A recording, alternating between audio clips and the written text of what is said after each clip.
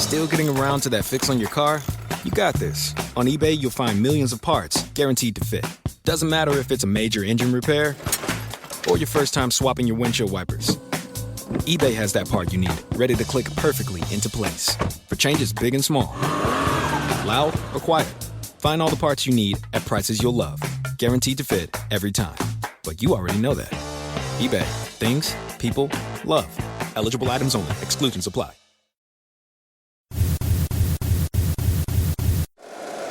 Every team, every topic, everywhere. This is Believe. Welcome back to Fun Belt Podcast. We are back from New Orleans, where we experienced not one but two Sun Belt Media Days. For the first time ever, the Sun Belt Media Days was two days instead of one, thanks to conference expansion and thanks to, of course, to the excitement surrounding the conference.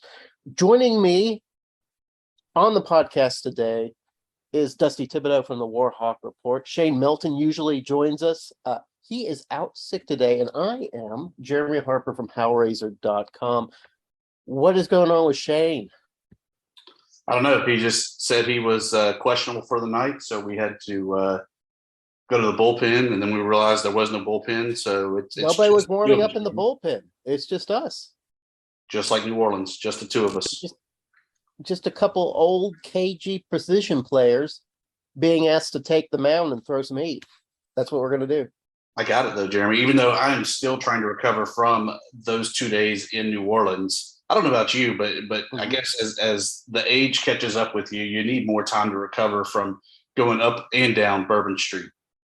Oh, absolutely. You know, when you were young, I remember the first time I went to New Orleans, it was when I was a kid in my 20s. I actually went to Mardi Gras and hung out. And it was like one of those things where like 20 guys went and we all shared one hotel room and everybody was like sleeping on the floor and none of us had more than $20 on our person. And we managed to use all that little bit of money, a little bit of space to have one of the best times of our lives. Now, listen, if I don't have the suite, if I don't get my 10 hours of sleep, if I don't get plenty of water with my alcoholic beverage, if I don't eat my 3 squares, if I don't take my pills, I'm just not going to have a good time. So big difference between Jeremy Harper 2022 and Jeremy Harper maybe 1998. I won't even tell you about 1998 New Orleans trips for me there. But I'll tell you one thing that I definitely miss about New Orleans.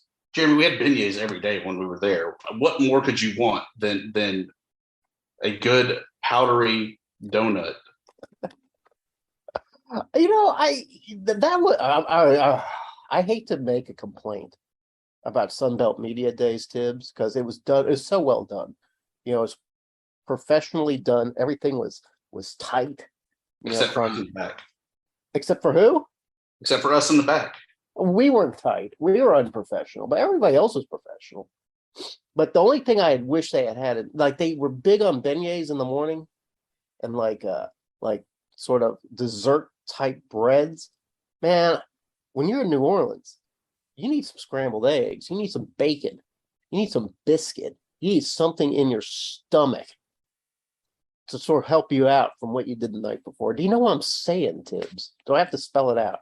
You're implying that you were not at tip-top shape in the mornings for Sunbelt Podcast.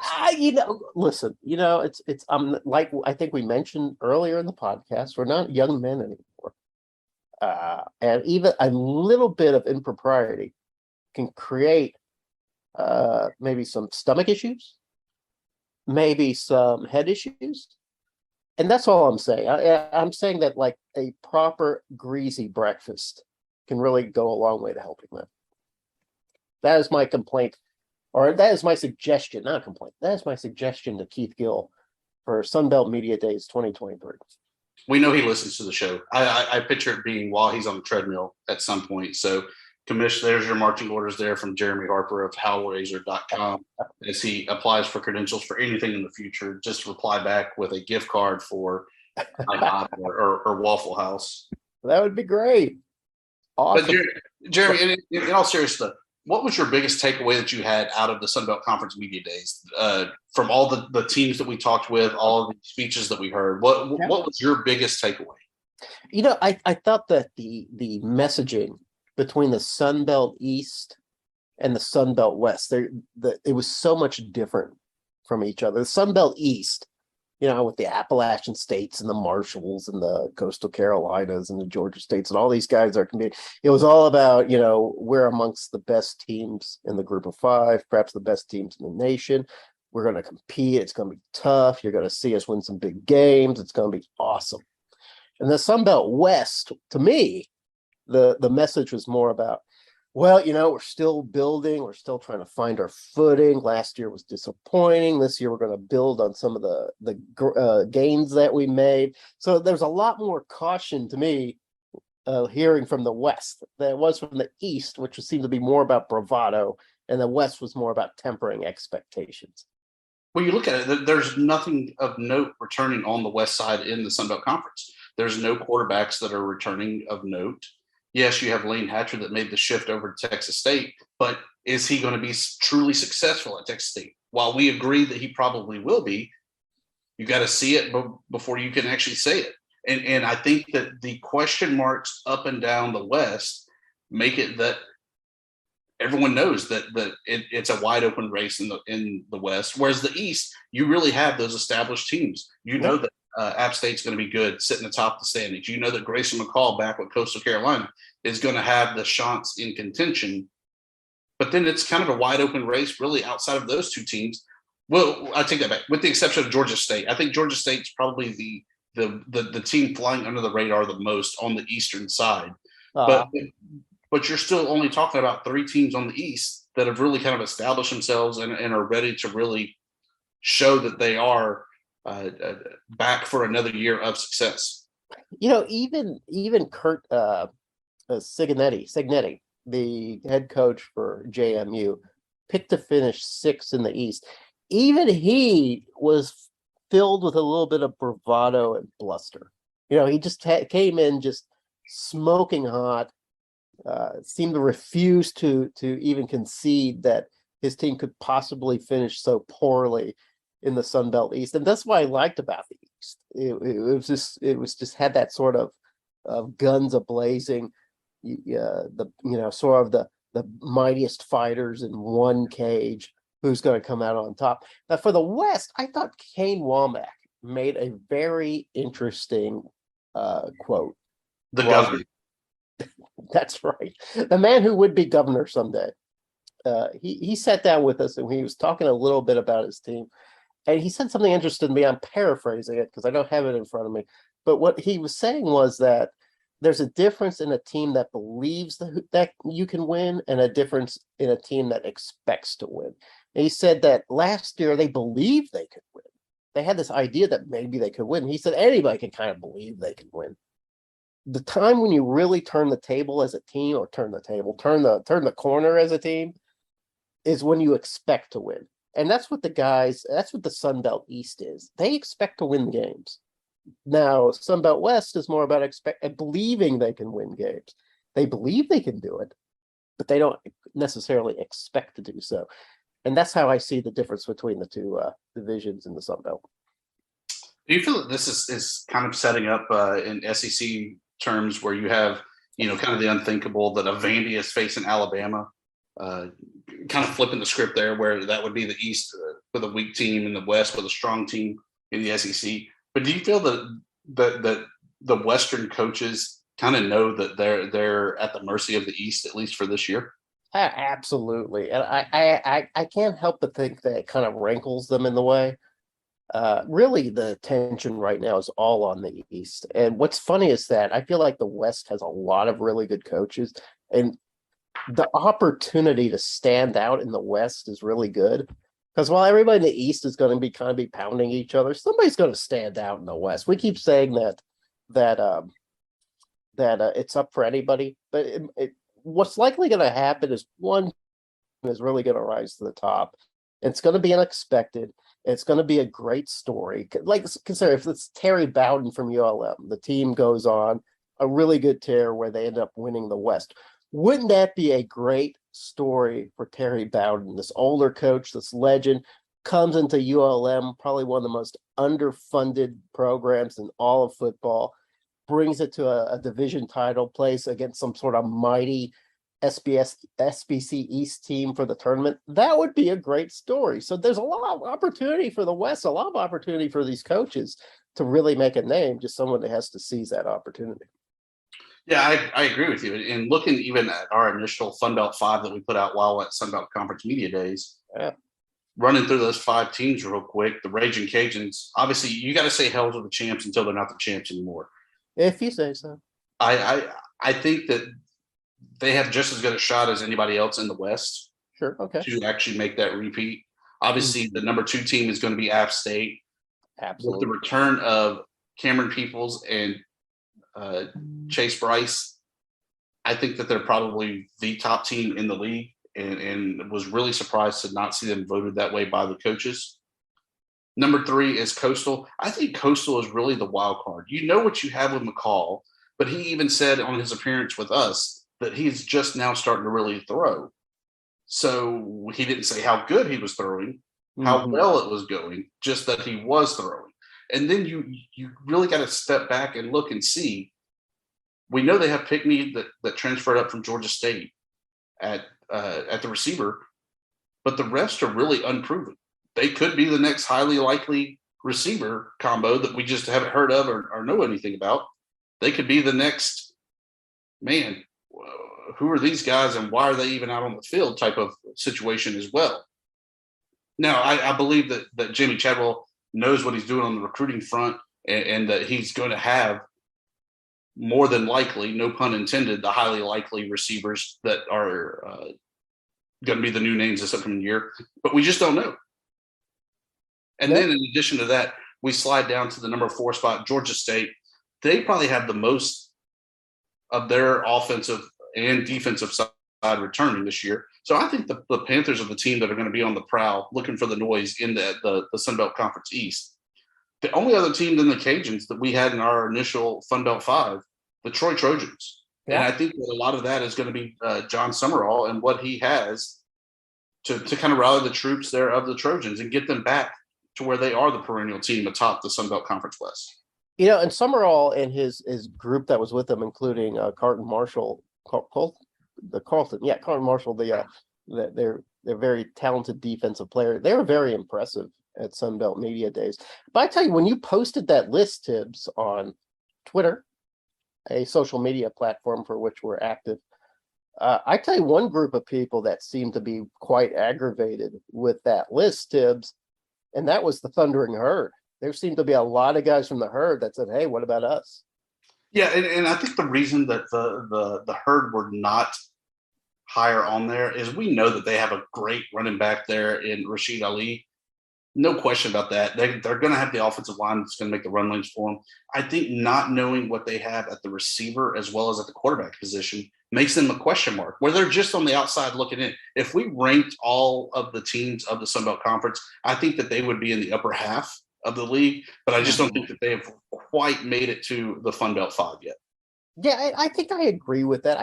I look at Marshall and I see a team with so much history and so many years of excellence that's kind of hard to count them out. And I've seen them play against Appalachian State. I've seen them play against the Cajuns. Those guys just really know how to play football. I love Ali as a running back, but you're right. They do have some question marks, and you're right. They're going to have to prove it prove that they have those positions covered before we can go ahead and confirm that they are indeed part of, or indeed a member of the what do we call it, the Fun Belt 5? The Fun Belt 5. Absolutely. So with all of the good that's going on in the Sun Belt Conference, there's obviously some seats that are pretty hot this upcoming season. Whoa. I think most notably, one of the hottest seats out there is at Texas State with head coach Jake Spavital.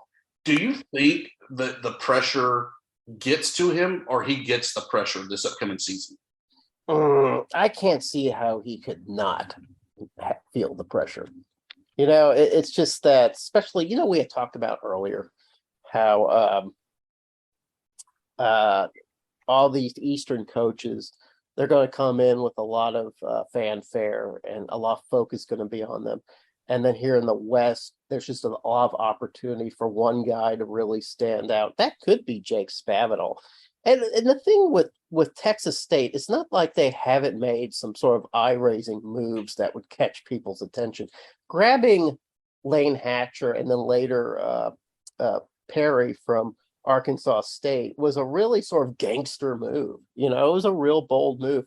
And then going all in on this transfer portal philosophy has certainly caused a buzz too. And it really just has to start paying dividends. And if Texas State can't close escrow on that, I can't believe that Jake Spavital would, at least not on himself, put a lot of pressure. Now, whether or not people in San Marcos are putting pressure on him, I don't know. Quite frankly, I haven't heard any negative buzz. You're a little closer to that area. Maybe you've heard some grumbling, but I haven't really heard anything.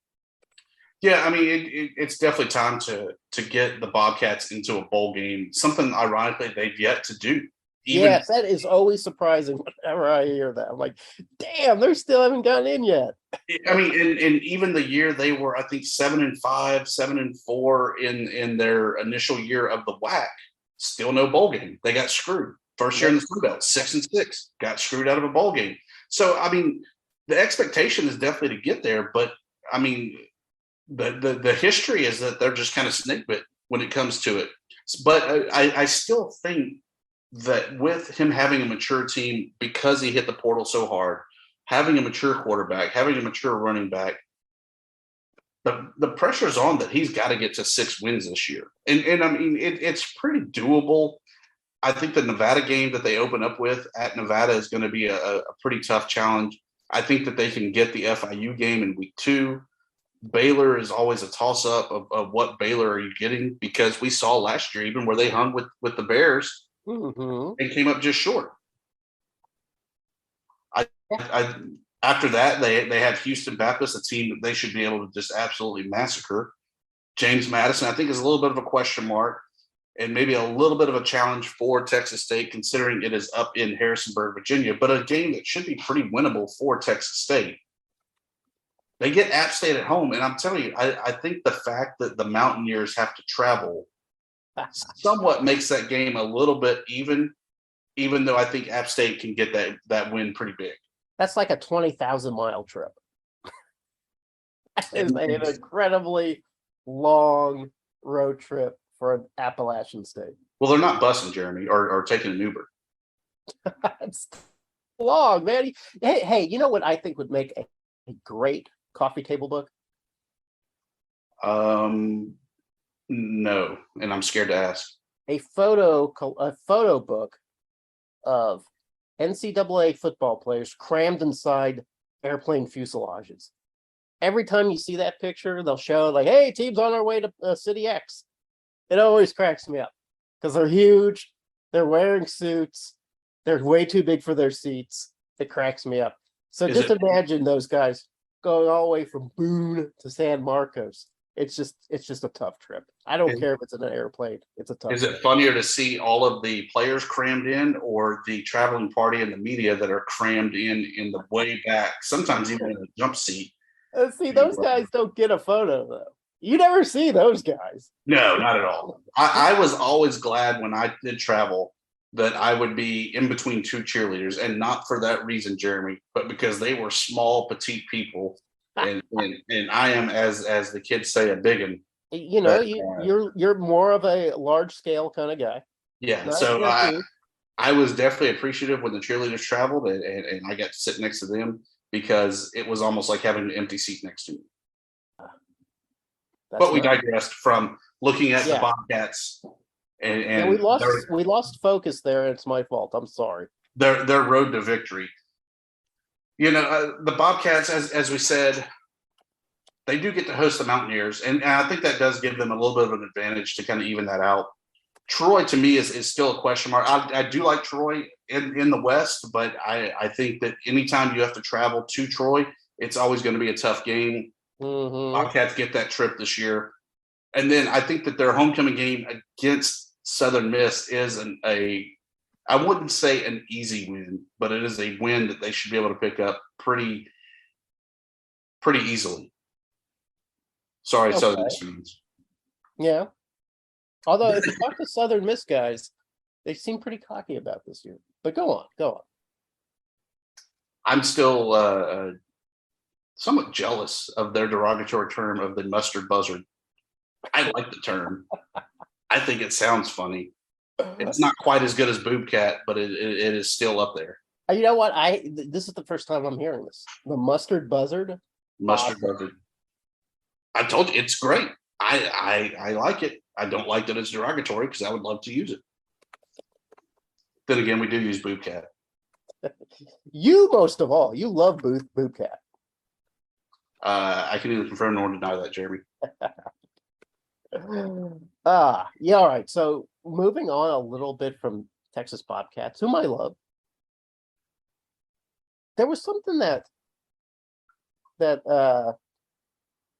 Commissioner Keith Gill said that really kind of I can't stop thinking about it. And maybe you could help me stop thinking about it.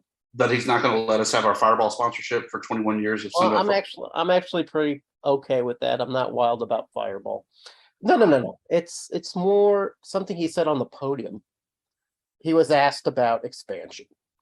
He said when the Sun Belt was 12 teams, he thought 12 teams was perfect. He said when the Sun Belt was 14 teams, he said, well, that's perfect. I wouldn't want to be any more, any less than 14. And that was the question was, well, are we going to go up to 16? And he said, yeah, well, I don't know, maybe if we go up to 16, it'll be perfect. And they said even 15 would be perfect. It was really strange to me that he even brought up 15. It made it sound like to me that maybe there's just one program out there that it still is kind of knocking on the door. And my question to you, Tibbs, is if there's only one program that is still sort of scratching like a cat at the front door hoping to get in, who do you think that program would be? That 15th program? The program hoping to get in is definitely going to be Louisiana Tech. Yeah. I think the team that would make the most sense, and in this discussion, I had a discussion with an athletic director while at Sunbelt Media Days, and he even said specifically, he goes, yeah, we need Louisiana Tech because they fit the mold. They're a good athletic program. They're a good academic school. Absolutely. You just got to decide whether or not the baggage is worth it to have them come to the Fun Belt. Before you go on and move on to other programs that could fit this mold, could you, Dusty Thibodeaux, put aside all your negative feelings and welcome Louisiana Tech? It would be tough, but I mean, I agree with the sentiment that they do fit the mold. They do fit every bit of the Sun Belt. I think that the one thing we should have though is maybe the public shaming of Tommy McClellan, their former athletic director, in his video. Yeah.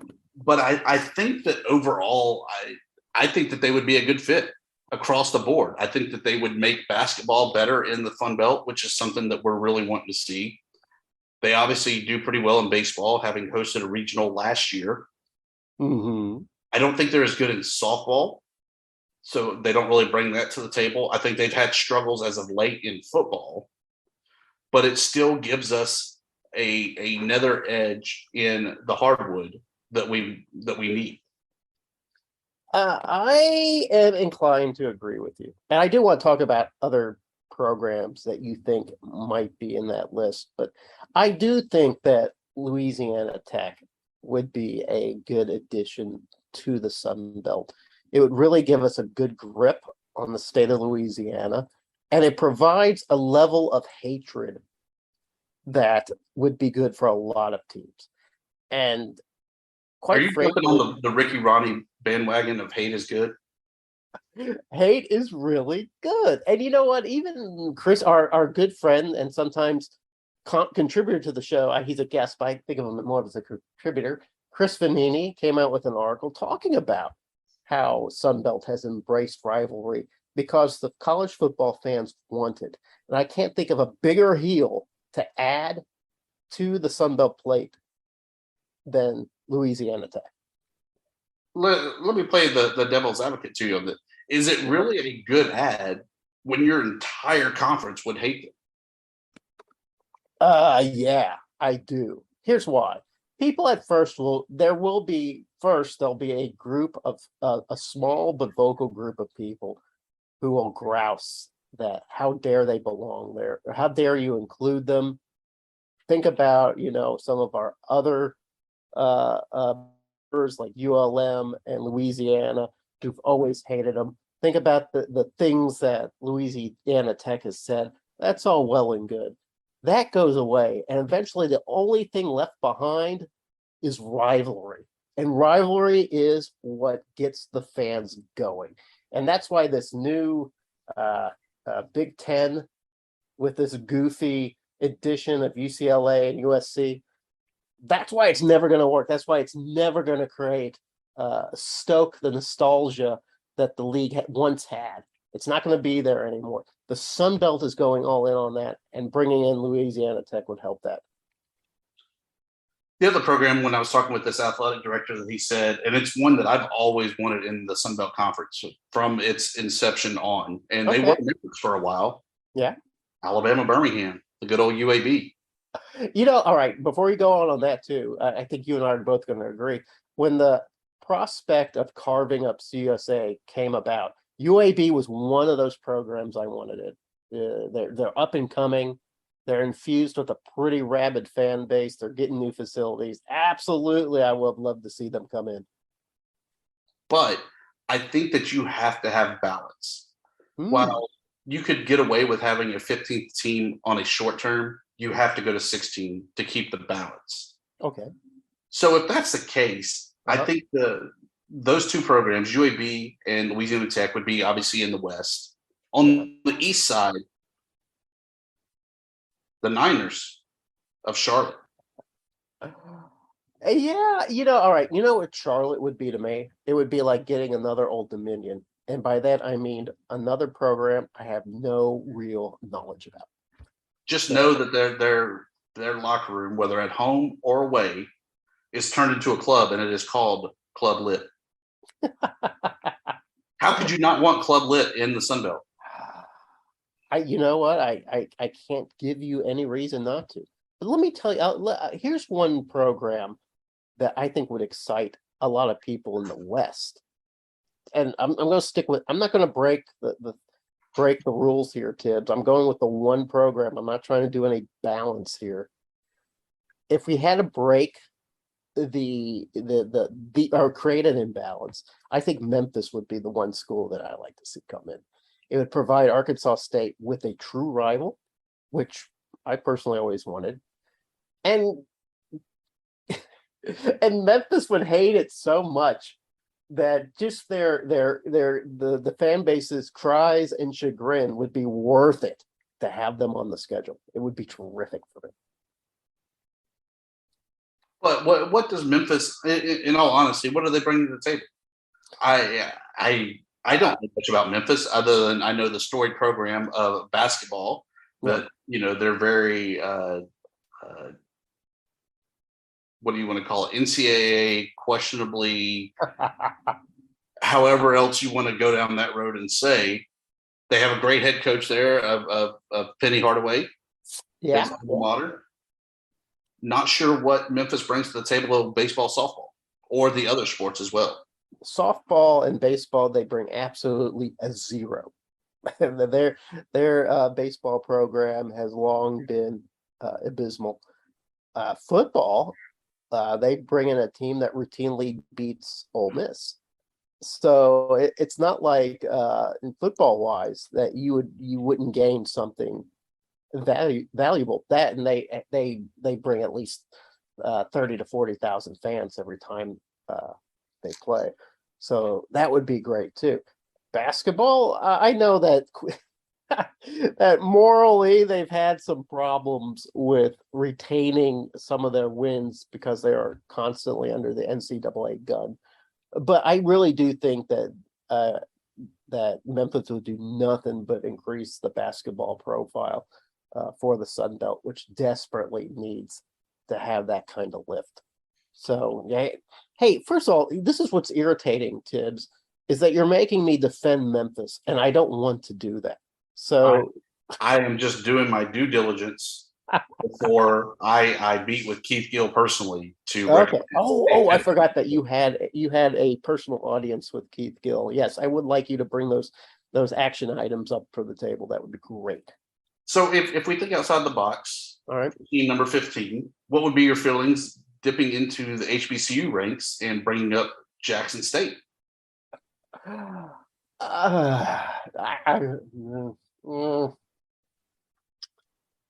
right. This is where I get the most snobby, Tibbs, is when we start talking about adding more FBS programs to the mix. I feel like the FBS already has an overabundance of programs, and some of those programs are having trouble maintaining the standards of FBS. I don't see any reason why class or programs like Jackson or any of these smaller schools who have great success in the FCS should want to come up to the FBS. Why not be successful in the FBS, win your titles, have your fan base, and not have to go into the FBS and try to prove something else? It's not really worth it. I am just fine staying away from that pot. 44,215 is what the great Veterans Memorial Stadium can hold there in Jackson, Mississippi. Yeah. We know that they have the primetime TV spots. Yeah. They have the primetime coaching spots. Yeah. Well, yeah, they had, for now. Yeah. 11-2 last year with one loss to ULM. Yeah.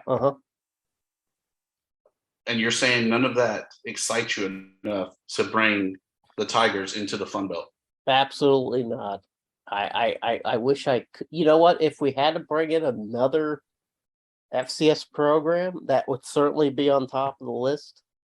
But like I said, I get a little snotty when it comes to that. I have to be. There has to be a standard. We have to draw a line here. How many FCS programs are we going to elevate?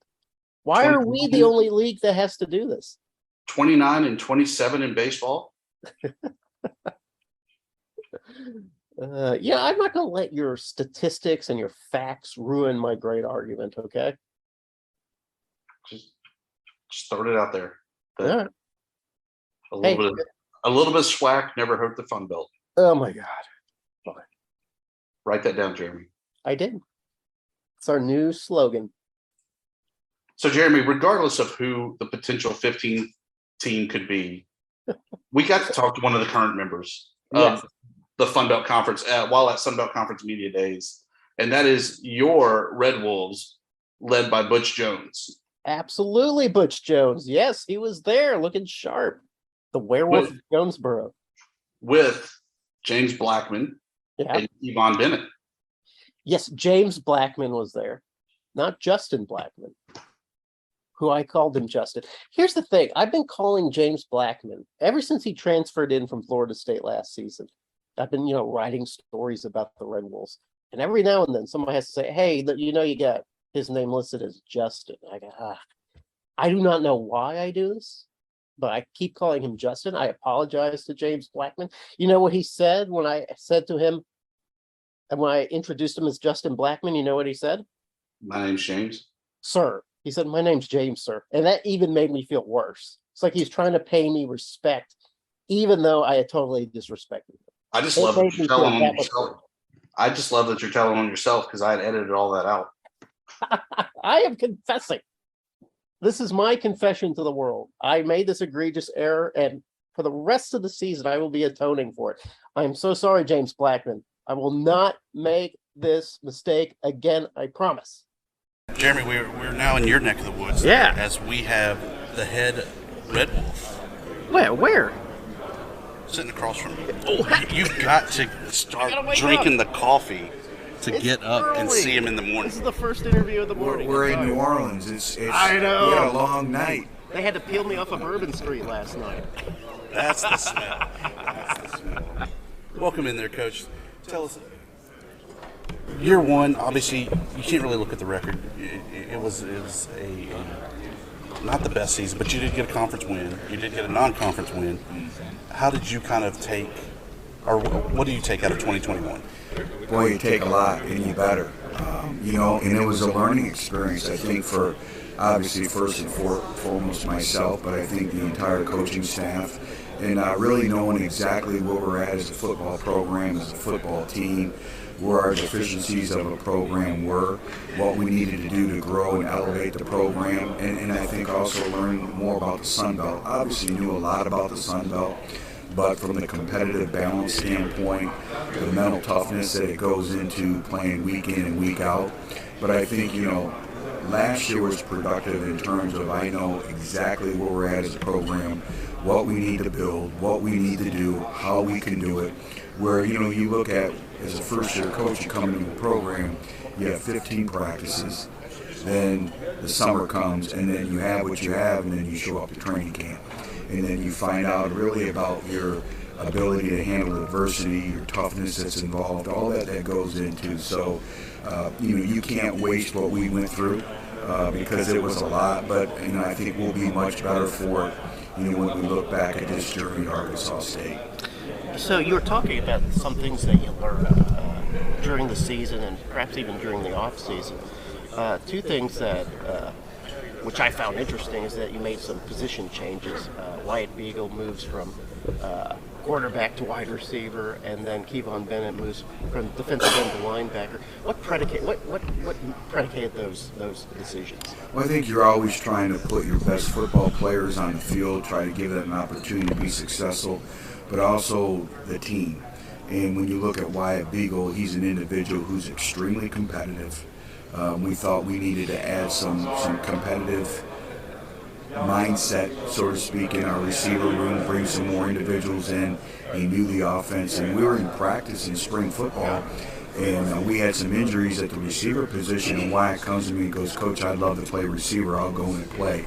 And he proceeded to tear up the practice, and we're like, okay, we have something here, because his instincts of finding the windows in the zone and all those things that go along with it. So we felt we needed to add some more individuals in the receiver room.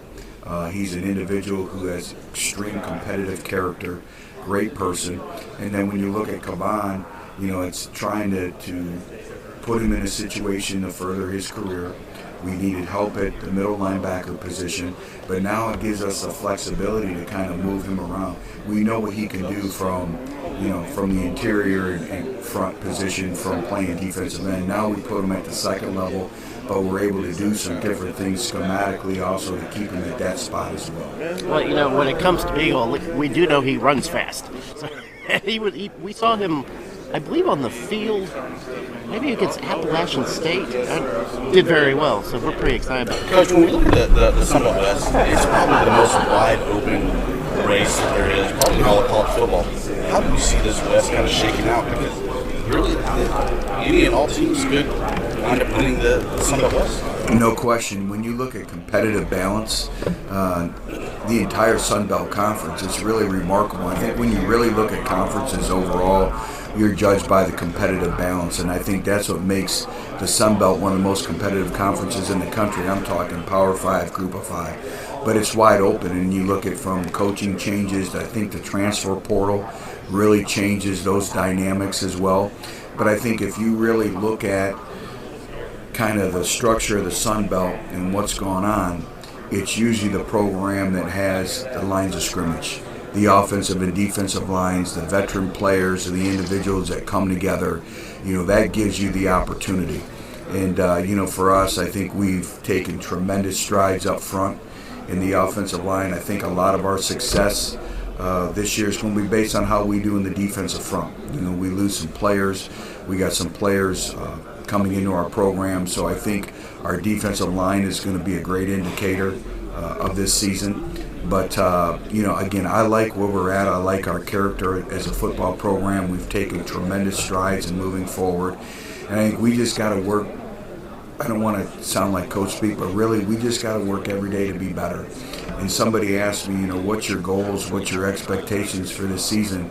And quite simply, we want to be the best team we can possibly be. We want to be a team that reaches our full potential. If we just do that and we concern ourselves with that of just getting better, we're going to be perfectly fine. Well, then, speaking of full potential, Arkansas State was picked to finish 6th in the Sun Belt West. The expectations aren't very high. What do you think about that ranking, and do you feel like that's something that that you can improve upon for this year? Well, I think a lot of times the rankings are based on what you did last year. And so this is an entirely different football team, entirely different football program from a culture standpoint. Are we there yet? No, we still have work to do, as you always do. But, we can't concern ourselves with that. Really, the only rankings that matter is at the end of the season. And again, it's just, let's work to be the best football team every single day. And if we do that, we have enough talented players and we have enough competitive character that we'll be just fine. James, if you want to answer this question, it's fine, but it's also for Coach. With James Blackmon having a season under his belt, learning the system, learning the new town, learning his name. His name's James, not just. How do you expect this season to be different? I feel like the season already has started off in a good way. I feel like we're already different, the way we work, our intensity, our focus and attention to details. I think we're in a very good spot right now, especially with our team. Our team camaraderie is way better. We hang out a lot more. You could come in on the weekend and see at least 10 to 15 guys working, putting in extra work. I just feel like we got a different sense of urgency this time. Even though all the work that we put in don't guarantee us success, we know that it gives us an opportunity, and we're just going to keep making the days count and not count the days. You were hurt a lot last year, which was kind of a bummer because we really needed some stability at quarterback. Will, how do you feel?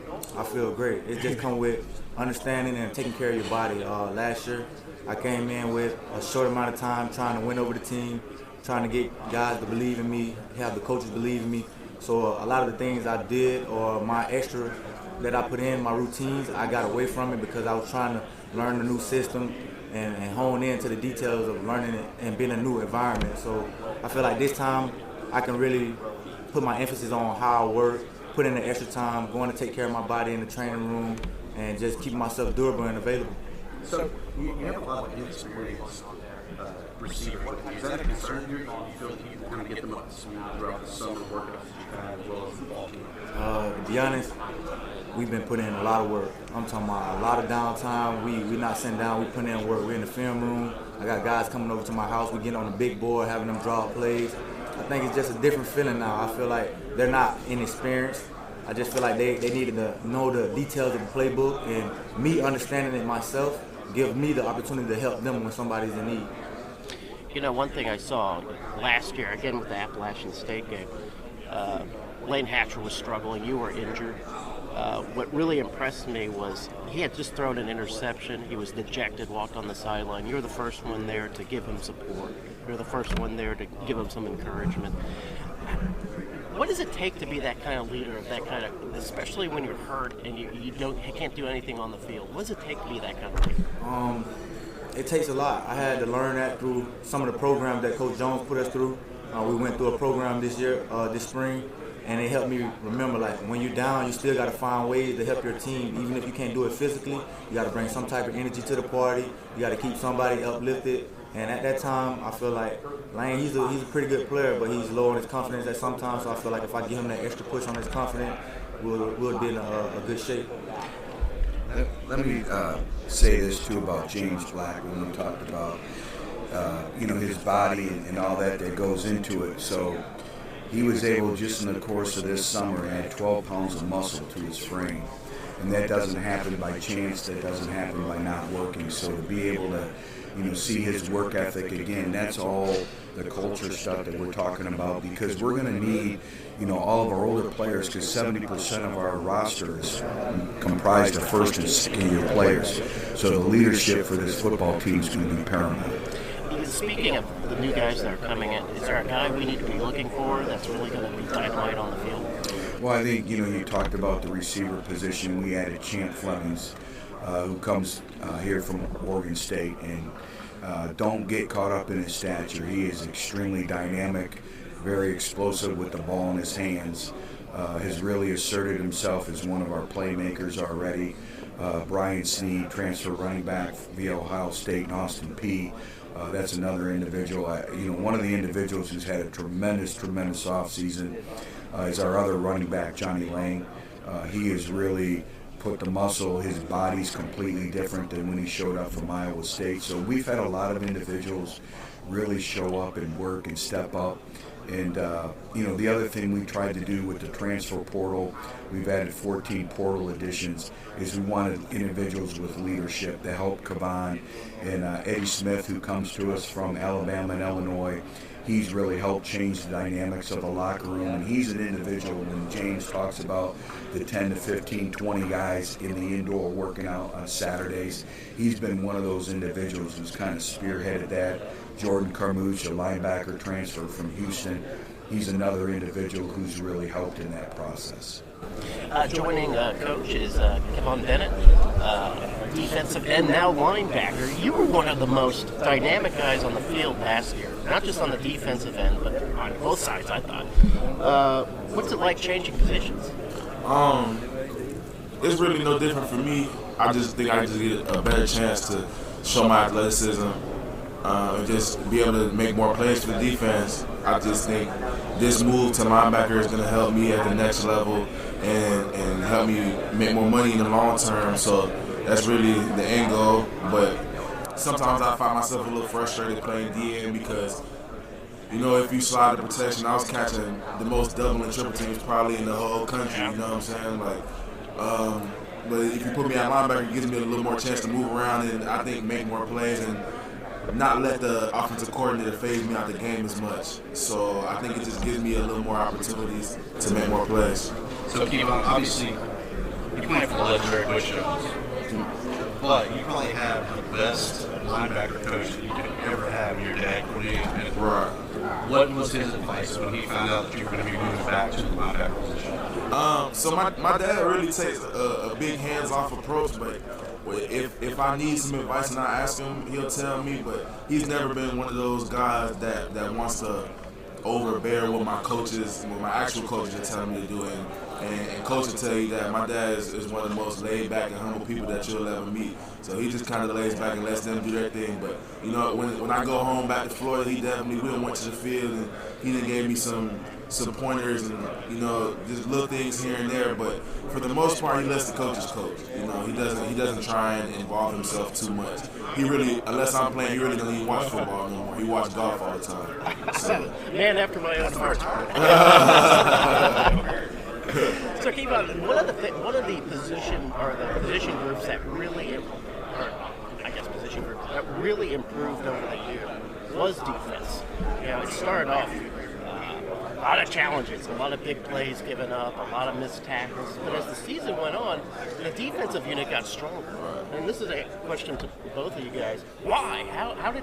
What happened? What was the bell that rang in your heads? I think we just realized that we just had to step up and stop playing scared. A lot of times, teams was really just better than us last year, but we had come into the game mentally unprepared for whatever reason it may be, and we're not ready to play. When the ball is kicked off, so then it takes us to get down 14-21-0, and we're like, oh man, we got to kick it, turn into the next gear. And then it's kind of too late at that point. We're trying to fight the battle up a steep hill. But I think we just kind of realized that if we just come out firing all day instead of trying to wait until we're down to do it, then it makes a huge difference. But I think that was really the biggest difference for us was just realizing that we had to make a change. There's only so much that the coaches can do. As the players, we have to control ourselves and make sure that we're ready to play, mentally and physically. And I think the accumulation of repetitions throughout the course of spring football in the training camp and then becoming more comfortable and then them understanding not only their job responsibilities, because on every play there's a job description, but understanding where their help is. And they started to understand more of the defense. And I think Kivon's exactly right, too. It's just going out and playing with confidence. You know, a lot of times when we talked about this as a team, we would come out the gates and for some reason we would sit back and we wouldn't be the aggressor and we'd be down 14-21 nothing, and then we figure out, oh my gosh, we can play with these guys. And so I think the other thing for this football team this year is we got to learn how to start fast. And so, you know, we've kind of changed some things up from a practice format standpoint. We're kind of back to the way we used to practice at Tennessee in terms of our whole practice is going to be sudden change. They're not going to know what's coming next, and they just have to adapt and adjust to it. There'll be some days where we're going to start practice off with live team events. Sometimes we're going to put the ball on the 3-yard line and go through 2-point plays, just keeping everyone, you know, adaptable in terms of where we go, because if you really think about it, football is a game of sudden changes. It's not a routine game. So we have to do a good job with myself and the coaching staff of really keeping our players engaged and letting them embrace sudden change with what we're doing. I don't envy you guys when practice opens up on next week. It looks like it's going to be a pretty intense thing. Coach, I know you have some interviews coming up. Do you have any more questions for Coach Jones? I'm all good. Hey, guys, thanks for Really joining us. appreciate your time, and thank you for all that you do for Arkansas State. And please do me one favor, stay off of Bourbon Street. Oh, no! I learned my lesson, Coach. So there we heard from the Red Wolves, picked 6th in the Sun Belt Western Division with 37 points in the preseason poll by the coaches. Yeah. Jeremy, do you feel that poll is pretty fitting of where the Red Wolves should finish the Here's season? the thing. I personally, the Hellraiser picked them to finish 3rd, but they can easily finish last. Here's the thing about the West. Anybody can win it. Anybody can do well. Red Wolves could very well do well. They could very well fall on their faces. We really just don't know. However, I do like what Butch is putting together in Jonesboro. He's been very focused on elevating the talent level. And if you look to see he brought in the best recruiting class in 2022. And if you look at the recruiting class for 2023, he's well on his way to repeating that.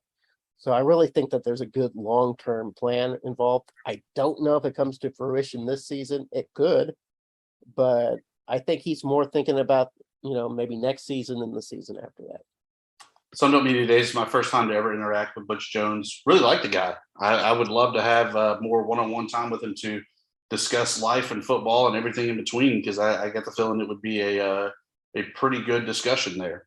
You know what was funny is that on our favorite platform, Twitter, I started a discussion about what do you think Butch Jones does as a hobby? Because he feels like he's very football-centric, right? Like everything probably in his life revolves around football. And I'm thinking woodworking. It's meticulous. He can do it alone in a woodshed with fancy tools. He can, be as precise as he wants to be. I'm thinking woodworking. Some people said maybe wine collecting. I don't know. What do you think? What do you think he would do in his off time? I don't know. I don't know what he does. You know what we need to do? We need to have him on the show and get to the bottom of that. I know he was sharp dressed and very distinctive in his voice and in his words that he relayed to us. Perfect pocket square, not a wrinkle in the suit. I refer to him sometimes as the werewolf of Jonesboro. That I really want is Taylor. He is just always well put together. He's a great representation for the program. Plugs, promos, parting shots. Jeremy, what do you have as we wrap up Sunbelt Conference Media Days? Last night, I watched the new Thor movie, Thor, Love and Thunder. Have you seen this movie yet? No. All right, so if you love colorful spectacle, you're going to like Troy, Love and Thunder. If you like plot, if you like a character development, you may not like Troy, Love and Thunder. Personally, my expectations reading the reviews beforehand were pretty low, and they exceeded those expectations. So I was able to come away enjoying the movie, but I can see why it was not credited as one of the better Marvel movies. My parting shot, of course, as I traveled through Louisiana, I had to stop and buy some of the good old Cajun meats Pork bacon tenderloin meat. stuff with boudin, you can't go wrong with. What was that you can't go wrong with? Pork tenderloin stuffed with Okay. boudin. Oh, okay. What are you gonna do with that? I already did. I baked it and ate it, and it was fantastic.